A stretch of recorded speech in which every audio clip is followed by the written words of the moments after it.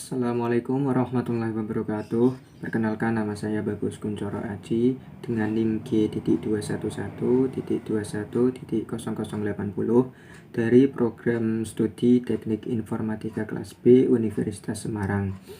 Sebelumnya saya ingin mengucapkan alhamdulillah karena dengan nikmat dan rahmat Allah Subhanahu wa taala sehingga pada kesempatan kali ini saya dapat menyampaikan materi makalah dengan tema kebudayaan dan peradaban Islam pada masa Rasulullah periode Madinah. Salawat serta salam juga saya ucapkan kepada Nabi besar kita Muhammad Sallallahu Alaihi Wasallam. Semoga di akhirat nanti kita mendapat syafaatnya.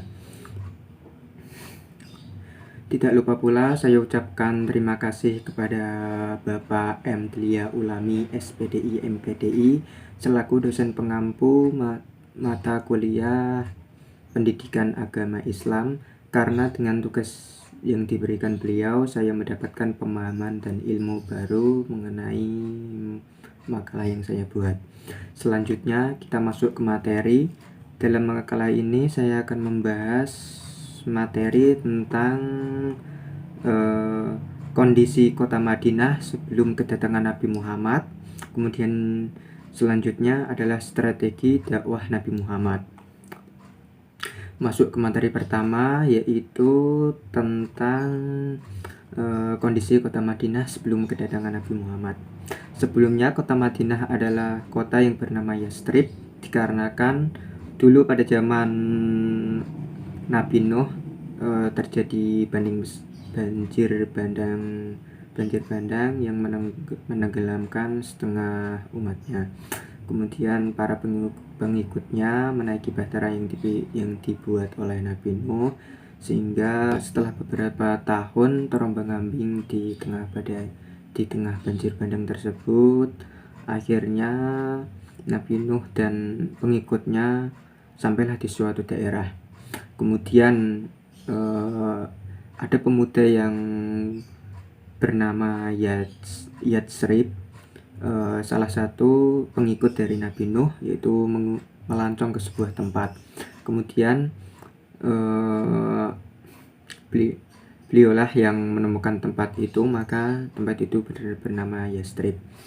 Setelah kedatangan Nabi Muhammad, yang dulunya kota itu bernama Yastrib kemudian diganti dengan nama Madinah Al-Munawwarah, yang artinya kota bercahaya.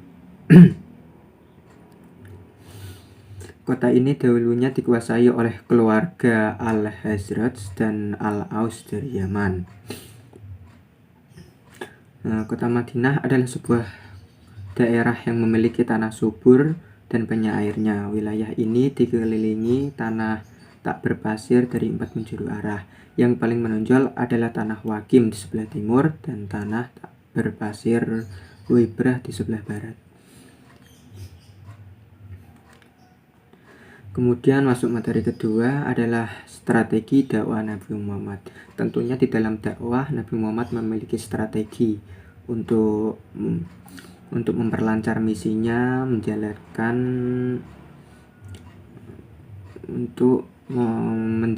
misi kenabiannya di Madinah.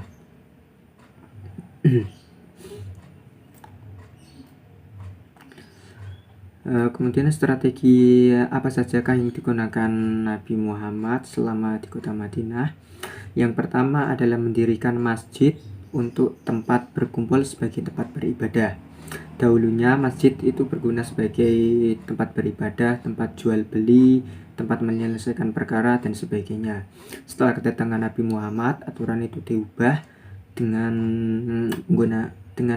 penggunaan masjid adalah sebagai tempat beribadah, kemudian adalah sebagai tempat diperuntukkan bagi kaum fakir miskin yang tidak memiliki tempat tinggal atau rumah.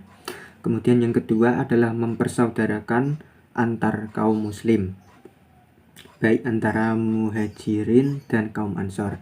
Kaum muhajirin adalah pengikut Nabi Muhammad yang berasal dari Mekah yang hijrah ke Madinah. Kemudian kaum ansor adalah kaum yang menolong Nabi Muhammad dan kaum muhajirin.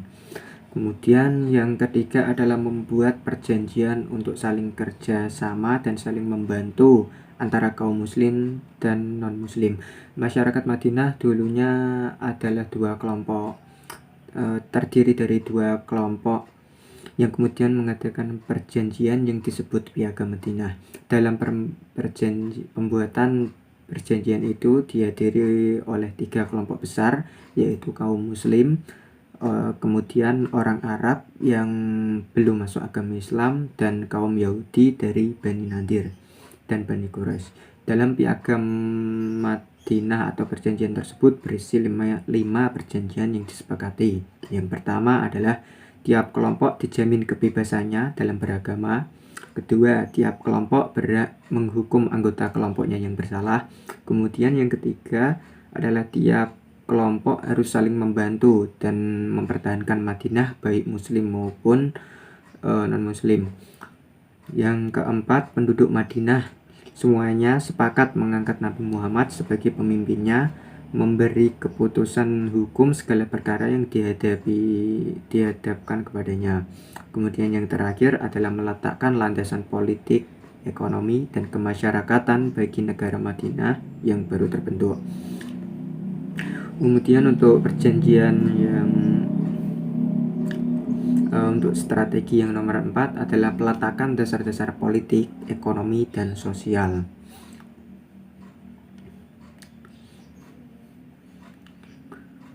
Pada masa pemerintahan Nabi Muhammad di Madinah juga terjadi banyak peperangan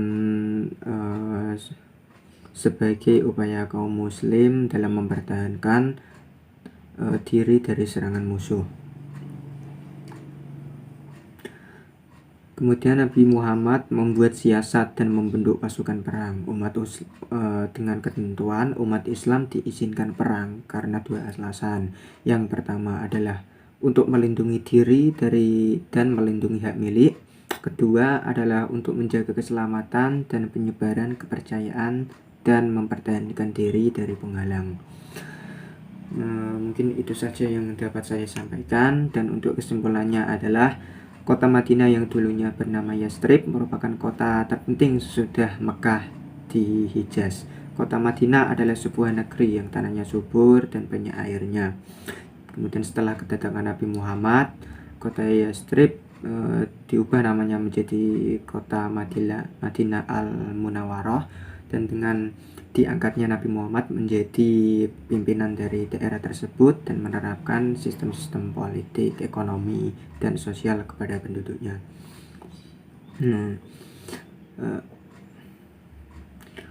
Untuk yang terakhir, saya ucapkan permohonan maaf bila ada kesalahan kata dalam penyampaian yang tidak disengaja.